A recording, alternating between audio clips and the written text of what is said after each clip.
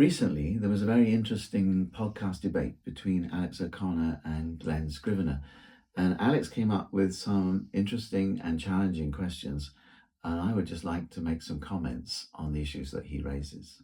Also in Exodus chapter 22, verse 29, there's this very strange injunction to sacrifice your children to God. Exodus 22:29. You shall not delay to offer from the fullness of your harvest and from the outflow of your presses. That can't be it. What's The next? firstborn of your sons you shall give to me. You shall do the same with your oxen and with your sheep. 7 days it shall be with his mother. On the eighth day, On the eighth day, on the eighth day you shall give it to me. the firstborn, in the same way that you do with the oxen and the sheep. Alex here has talked about the Old Testament as if it allows for or even promotes child sacrifice. And he talks about offering the firstborn child to God. When we look at it clearly, Exodus 22 he quotes, but Exodus 13, before Exodus 22, says, "In days to come, when your son asks you, what does this mean? Say to him, with a mighty hand the Lord brought us out of Egypt, out of the land of slavery. When Pharaoh stubbornly refused to let us go, the Lord killed every firstborn in Egypt, both man and animal.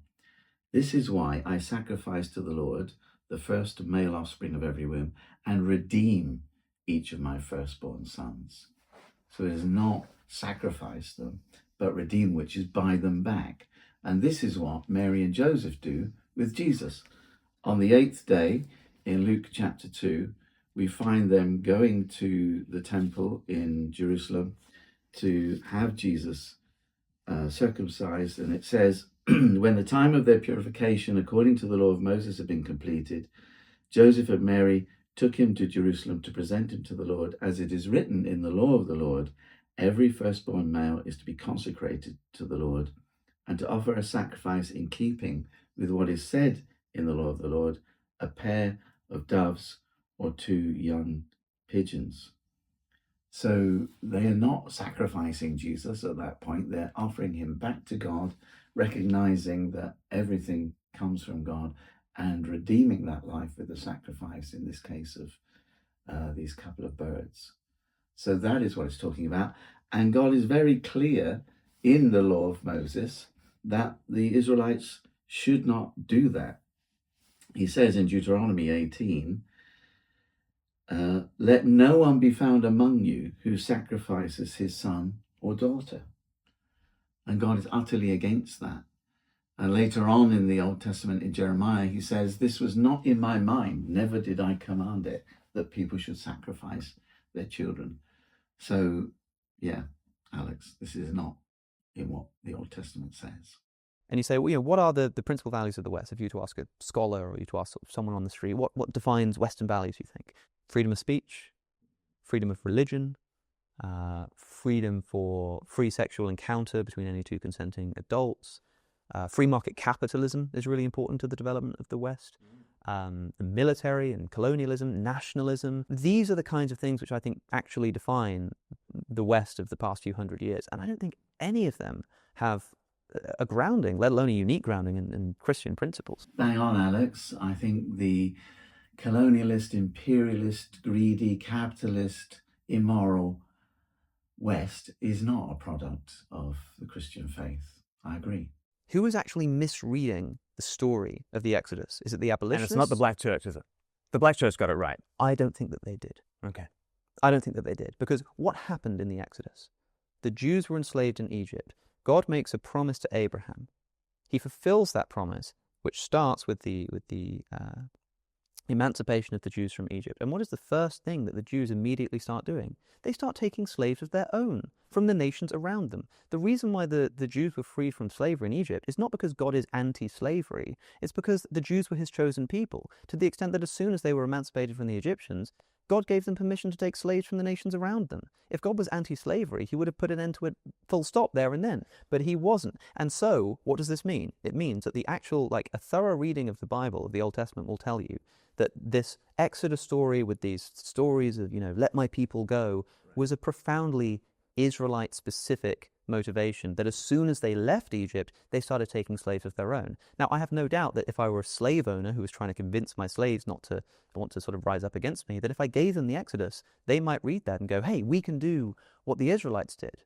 And that might still be enough reason for me to take it out of the Bible and not let them read it. But to say that that's the message of the Old Testament, I think is profoundly mistaken. Alex rightly says that the story of the exodus of the Israelite slaves coming out of Egypt is Israelite specific. And of course, it is. And he also points out that in the law of Moses, they were allowed to buy slaves from the surrounding countries. And that's also true in Leviticus. But Jesus says about the Old Testament law, mostly in regard to divorce, that the law was given because of people's hardness of heart, but it was not God's perfect or original intention. So with regard to divorce, Jesus says there shouldn't be any, but in the law, it is allowed. And so Jesus says, well, this is because people would not accept, in dealing with a nation of 2 or 3 million people, most of whom didn't really trust in God very much. It was never going to be acceptable to say what God's real intention was, which is there should be no divorce. The law says an eye for an eye, a tooth for a tooth. Jesus says, love your enemies. If someone hits you, let them hit you again. But again, the law was there because of people's hardness of heart. What was going to make the difference in the New Testament was receiving the Spirit of God, being born again with a new power to do what is right, which comes through faith in the death and the resurrection of Jesus. As to equality and whether God was ever okay with slavery, when people ask Jesus in the New Testament, what are the greatest commandments in the law? He says, the first is, hear, O Israel, the Lord our God, the Lord is one, and you shall love the Lord your God with all your heart, with all your soul, with all your mind, with all your strength. And the second is like it, love your neighbor as much as you love yourself. And when he says that, love your neighbor as much as you love yourself, he's quoting Leviticus, the law of Moses, right back in the same book that says you can buy slaves from the surrounding nations. But he says, love your neighbor as much as you love yourself. Do you want to be a slave? No. Love your neighbor as much as you love yourself. In that command alone are the seeds, more than the embryo, Alex, of all equality. Treat others as you would have them treat you. Love them as much as you would love yourself. Makes everyone equal. In fact, it makes them more than equal. You treat them as you would want to be treated, to love them, as Paul says in the letter to Philemon, as a brother or a sister. So, yeah, the seed is there. And in the Israelite society, of course, it was not going to take much root. But God knew that.